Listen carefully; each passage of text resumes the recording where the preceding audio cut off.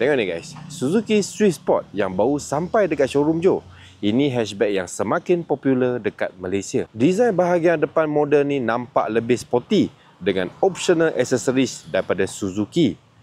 Dengan lampu dia datang dengan lampu projector, ada daylight, blinking signal, fog light dengan optional lips daripada Suzuki. Datang dengan enjin 1.4 liter dengan 140 horsepower yang menggunakan teknologi booster jet Suzuki. Dengan rim 17 inci dengan tayar profil 195/4517 dan side skirt optional daripada Suzuki. Desain bahagian belakang dia pun nampak sporty. Dengan lampu belakang dia, owner dekat Jepun dah tukar kepada brand V-Land.